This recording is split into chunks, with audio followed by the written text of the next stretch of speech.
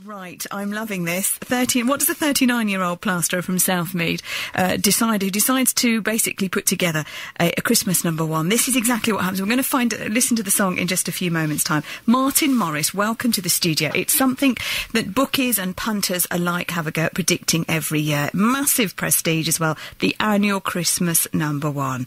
Last Christmas, I wish it could be Christmas every day. Even Mistletoe and Wine get played year in and year out, and whether you like them or hate them, they are part of the whole experience. So what do you reckon, a Southmead number one, Martin? Could it be possible? Well, it's certainly looking more possible than it did a few years ago.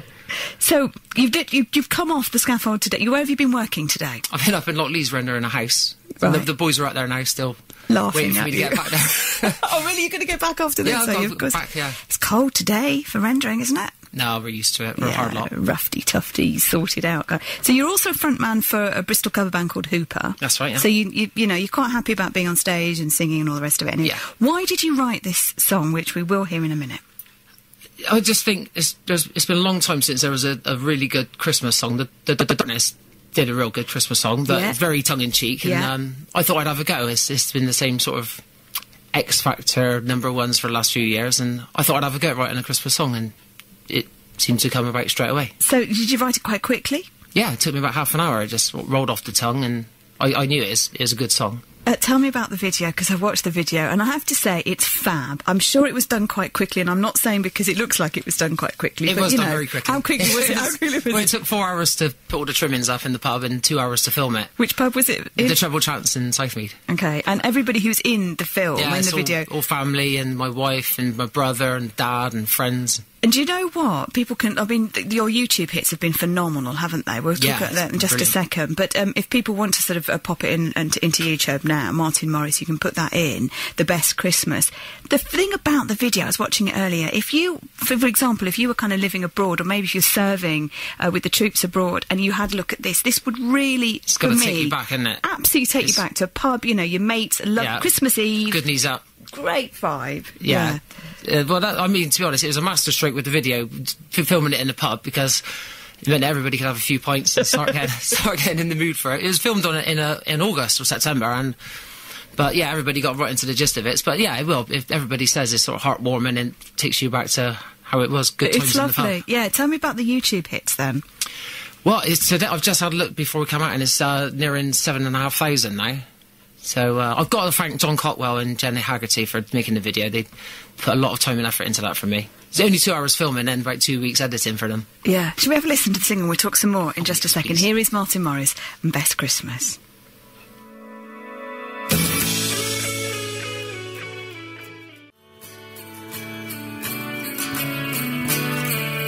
There you go, Martin Morris and Best Christmas. How was that, listening to that? Love it, like on the BBC, eh? I've made it. You have made it now, big time. So, are people buying this, or is it downloaded? Or how does it work? It was amazing. It was downloadable from iTunes and Amazon, and on the first day it went into number 9 on the singer-songwriter chart, which I couldn't believe that. Somebody Facebooked me and said, look, my cousin's taking a big photograph of the chart, and he's going to put that up on my wall. What kind of comments have you had then? Because you haven't you, on iTunes and YouTube? And they've been absolutely fantastic. Everybody just seems to be really backing the song. People I don't have a clue they are. I mean, these 7,500 people, but they're all giving me really good feedback. Very good. And it's your family on guitar and drums, isn't it, behind you? Yeah, on drums it's my brother-in-law Mark Stokes, and he's been fantastic. He's helped with all the media and every time I've got to speak to somebody and the technology side of things. And then on guitar is my brother Mike, and playing bass is the Hooper bass player Boo. Very good. And you do your own backing on that, so you're like a sort of high proclaimer. I was thinking. Squeezing it all out. All right, I'm going to put a tough question. When was your best Christmas? That is a tough question. I love Christmas, absolutely love it, so I love them all. But we lost our mum a few years ago, so they're not quite the same. So me and my wife and kids tend to go away now. We used to go down to Coombe Martin, stay in a lovely little lodge down there.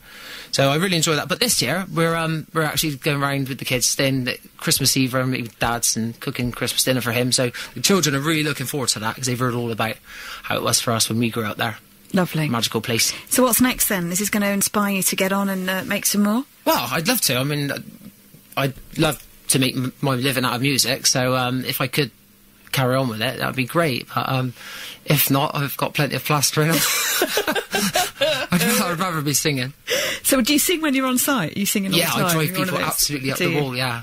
But today I've been telling everybody, I'm on the radio, so... Excellent. Well, I hope there's loads of people listening to you dotted around Bristol and Somerset. So it's back to Lockleys now to get on with the rendering. Yeah, that's It's Friday, though. 10 to 3, really? I know, plasterers meant to knock off at 2, but no, we've got a big job on. OK, lovely to talk to you. Thanks, Martin. Thanks very much for coming having me in. on. Cheers.